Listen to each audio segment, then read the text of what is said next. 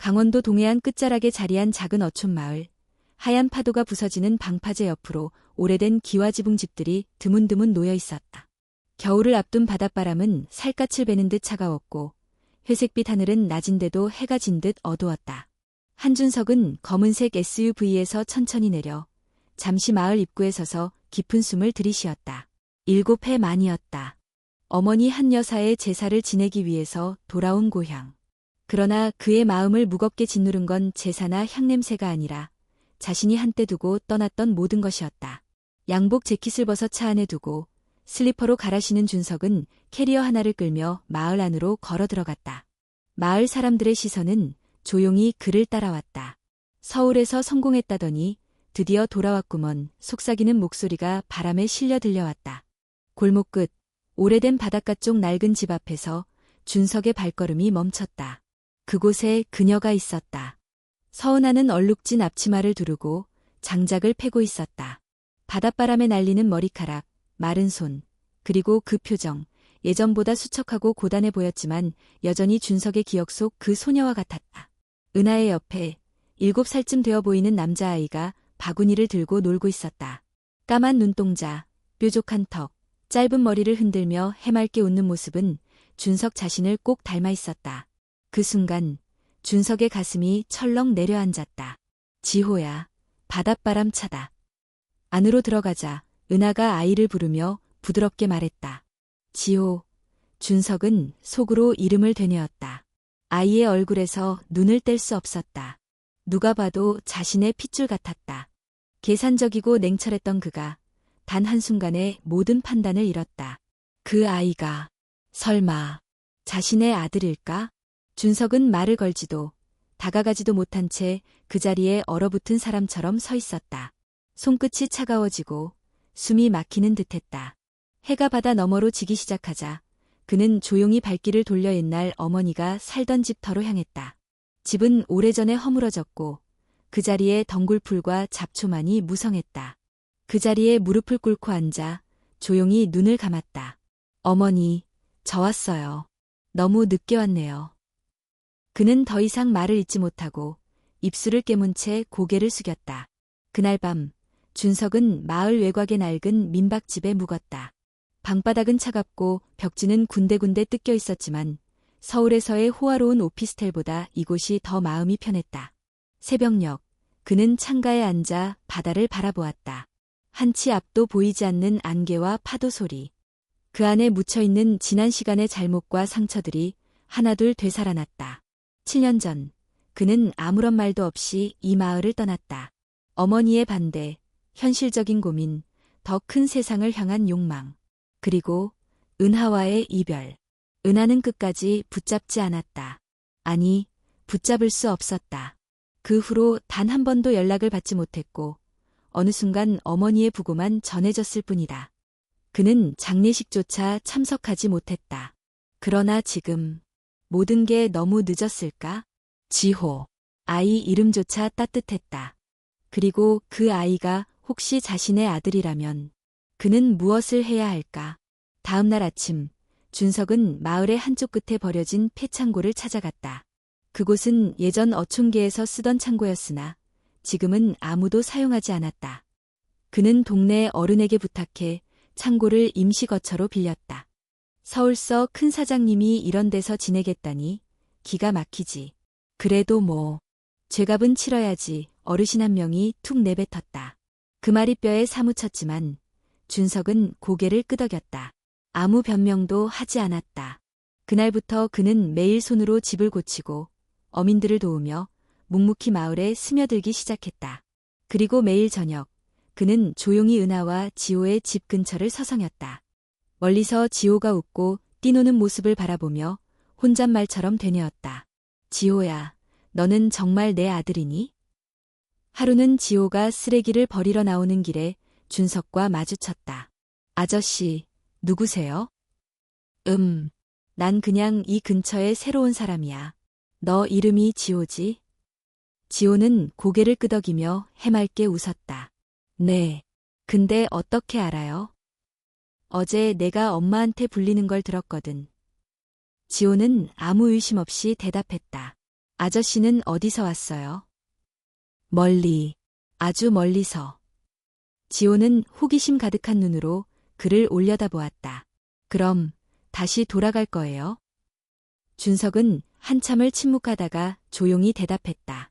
아니, 이번엔 여기서 좀 오래 있으려고. 지호는 별 생각 없이 웃고 뛰어갔고 준석은 한참 그 자리에 서 있었다. 작은 아이의 한마디가 그렇게 큰 울림으로 가슴에 남을 줄은 몰랐다. 그날 밤 그는 다이어리에 이렇게 적었다. 어머니, 저는 돌아왔습니다.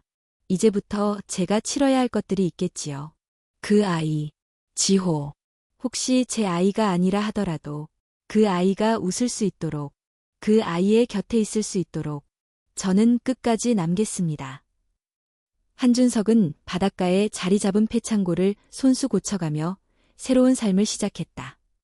기계음 가득한 도시의 분주함 대신 이곳엔 파도 소리와 갈매기 울음, 그리고 마을 사람들의 느릿한 말투가 있었다. 아침이면 그는 어민들과 함께 부두에 나가 그물을 손질하고 어시장에서는 생선을 나르며 일손을 도왔다. 손끝은 점점 거칠어지고 어깨는 저녁마다 욱신거렸지만 그는 단 한 번도 불평하지 않았다. 마을 사람들은 처음엔 의심스러운 눈초리로 그를 바라봤다. 서울에서 잘 나가던 사람이 이런 시골에 내려왔을까? 뭔가 큰일을 저질렀나? 속삭임은 파도처럼 마을 안에 퍼져나갔다. 그러나 준석은 묵묵히 매일 같은 시간에 나와 일하고 도움을 요청하면 가장 먼저 달려가며 조금씩 마을 안에 스며들었다. 그는 자신이 누구인지 굳이 설명하지 않았다. 말보다 행동이 먼저여야 한다는 것을 그는 이제야 진심으로 이해하게 되었다. 서은하와 지호는 여전히 그 작은 집에 살고 있었다. 은하는 근처 식당에서 새우장을 담그는 일을 하며 생계를 이어갔고 지호는 마을 초등학교에 다니고 있었다. 지호는 어느새 준석과 가까워졌다. 학교에서 돌아오는 길에 그가 있는 창고에 들러 아저씨, 오늘은 뭐해요? 하고 묻곤 했다. 준석은 낡은 의자 하나를 내주고 직접 만든 감귤차를 건네며 조용히 말했다. 오늘은 창문을 고치고 있었어. 비가 들이치더라고. 지호는 천진난만하게 고개를 끄덕이며 물었다. 서울에서도 이런 일 했어요? 준석은 잠시 웃었다. 아니, 서울에선 컴퓨터만 만졌지. 그럼 여기가 더 좋아요? 그 질문에 준석은 잠시 말을 잃었다. 그러다 아주 조용히 대답했다. 응, 여기가 더 좋아. 그날 이후 지호는 매일처럼 준석을 찾아왔다. 그들은 함께 낚싯대를 만들고 나무를 깎아 장난감을 만들며 조용히 시간을 보냈다. 은하는 처음엔 그 모습을 멀리서 지켜보기만 했다.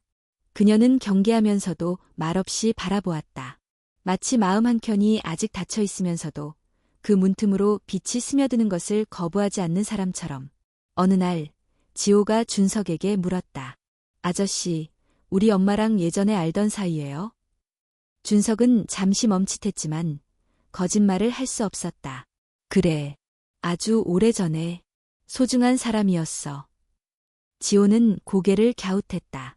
그럼 왜 이제야 왔어요? 그 말에 준석은 대답하지 못했다. 마음속에서 무언가 무너져 내렸다. 미안하다. 그는 속으로 되뇌었다. 며칠 후 준석은 우연히 마을회관에서 강민재를 만났다.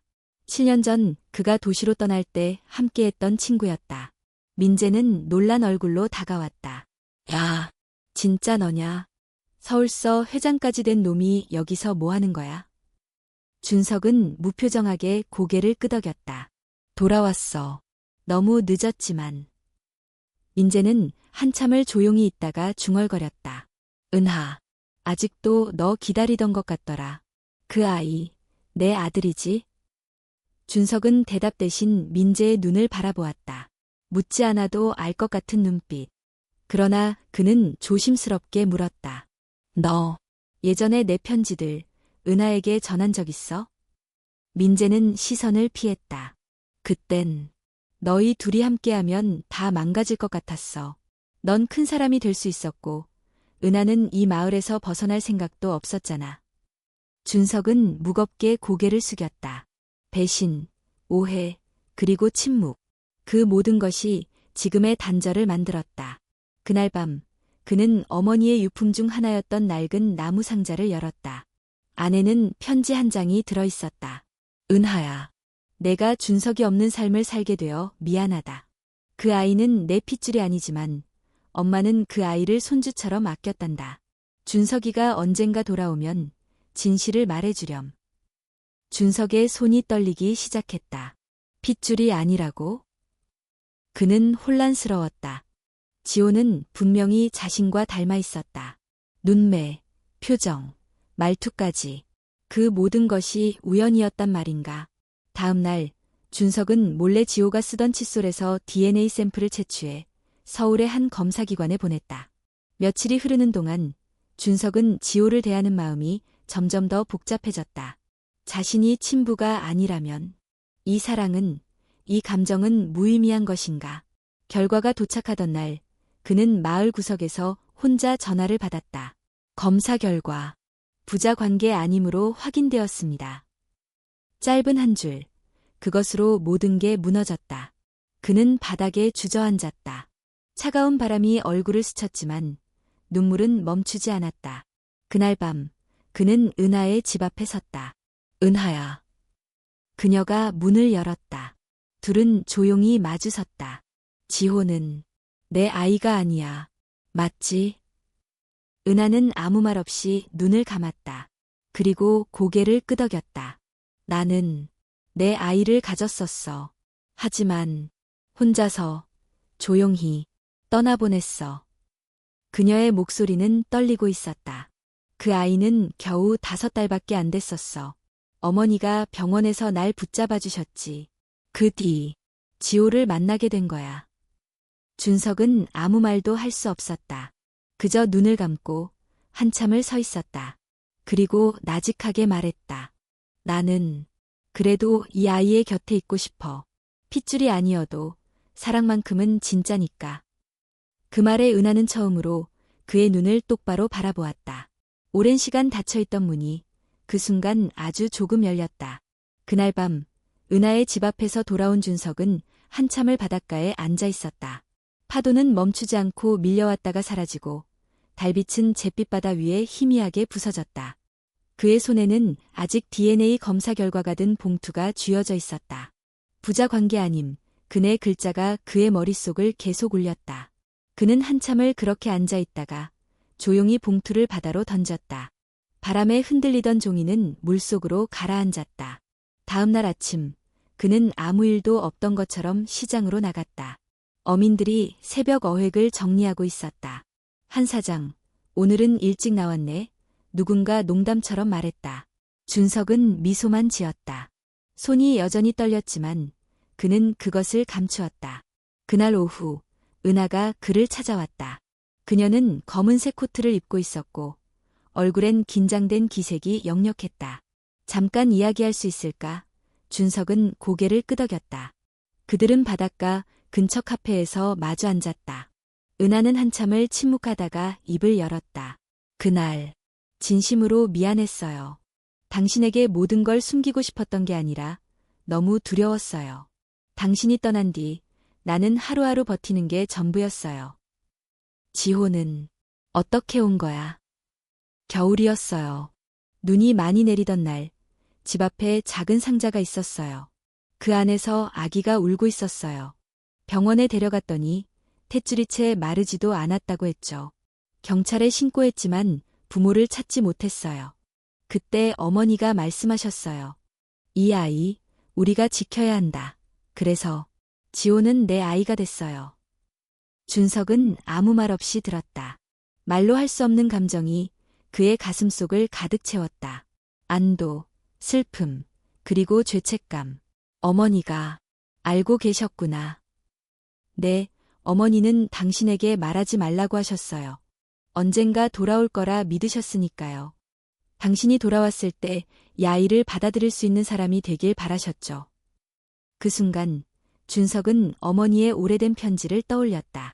내가 선택한 길이 언제나 옳지는 않을 것이다. 하지만 사랑은 핏줄보다 강한 법이란다. 그는 조용히 손을 쥐었다. 은하야, 난 이제야 알겠어. 내가 잃은 게 돈이나 명예가 아니라 사람이라는 걸. 은하는 눈시울이 붉어졌다. 그래도 너무 늦은 것 같아요. 나는 당신을 미워하진 않아요. 하지만 예전처럼 다시 시작할 용기는 없어요. 그날 이후로 그들은 매일같이 마주쳤지만 말은 적었다. 준석은 여전히 마을 일을 도왔고 은하는 여전히 지호를 돌봤다. 그러나 둘 사이엔 말 없는 변화가 생겼다. 지호는 모든 걸 모른 채 세상에서 가장 평범한 웃음을 지었다. 어느 날 준석에게 다가와 말했다. 아저씨, 학교에서 아빠 자랑 글 써오래요. 근데 나는 뭐라고 써야 할지 모르겠어요. 준석은 한참을 생각하다가 대답했다. 그냥 이렇게 써. 내 아빠는 내 곁에 있어주는 사람이다. 그거면 돼. 지호는 고개를 끄덕였다. 그럼 아저씨는 내 아빠 맞아요? 준석은 그 질문 앞에서 웃었다. 그래, 맞아. 그렇게 써도 돼. 며칠 후 마을엔 뜻밖의 소식이 전해졌다.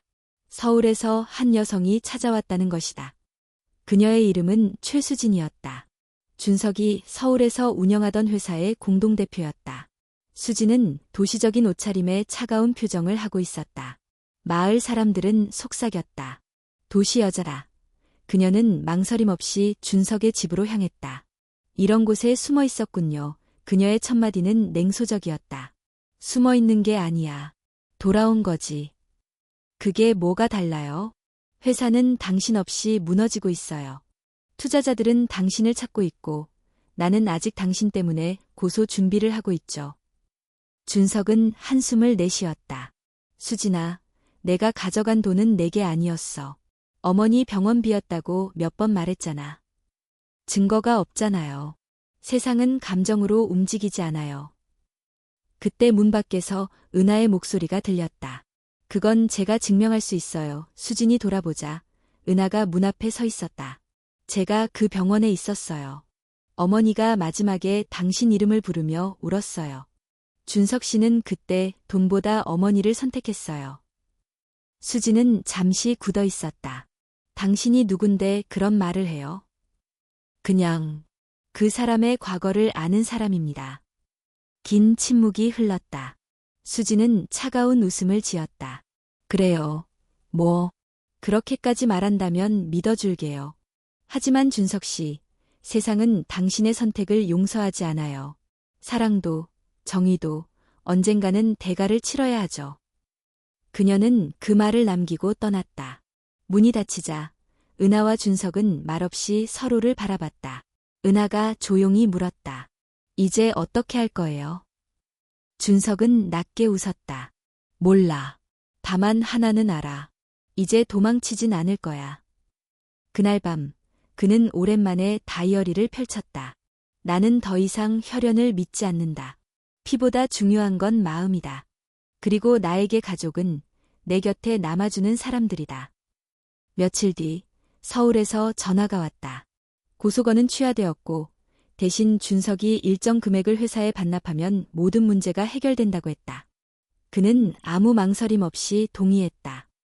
그리고 남은 돈으로 바닷가 근처에 작은 가게를 세웠다.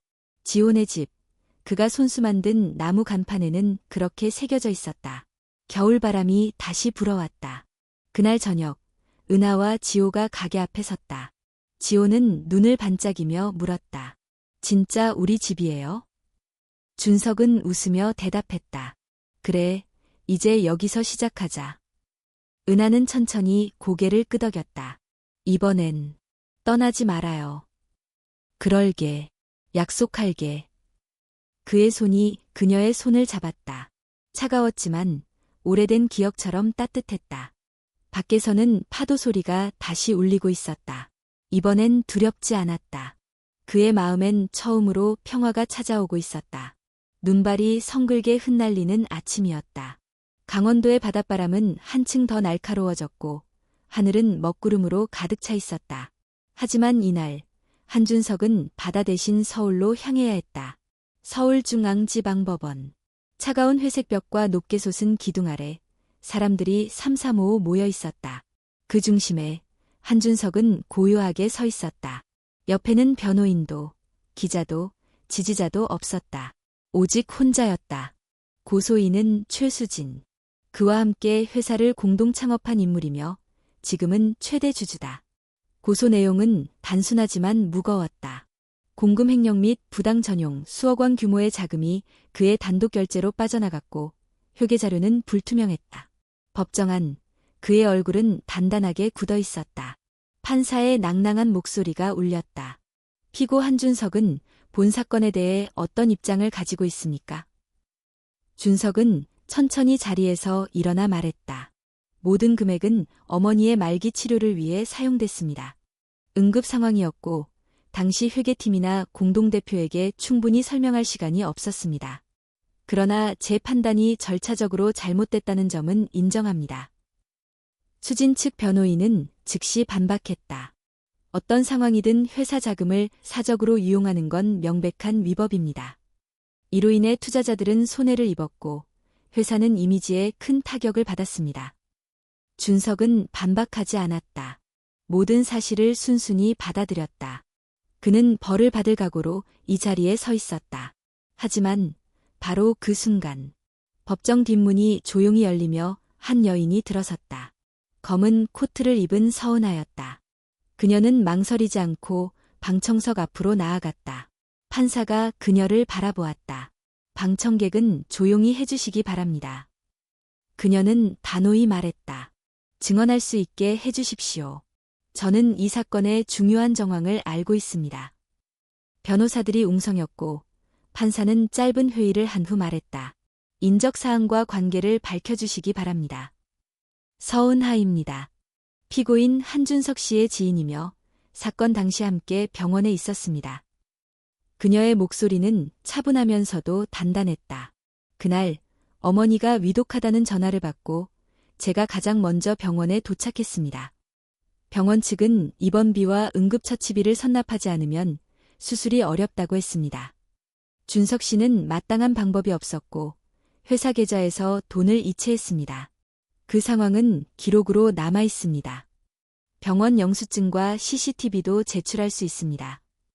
법정은 조용해졌다. 수지는 당황한 듯 고개를 돌렸다.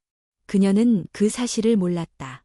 그저 이유 없는 돈 이체라고만 알고 있었던 것이다. 준석은 고개를 들지 못했다. 은하는 판사를 향해 한 걸음 더 다가갔다. 그는 죄를 지은 게 아니라 가족을 살리려 했을 뿐입니다. 절차를 어긴 건 맞지만 의도가 악의적이거나 사적인 이익을 위한 것이 아니었습니다. 판사는 고개를 끄덕이며 말했다. 이 증언은 사건의 중요한 정황 판단에 반영하겠습니다. 그렇게 재판은 끝났다. 정식 판결은 한 달 후로 미뤄졌지만 분위기는 한층 누그러졌다.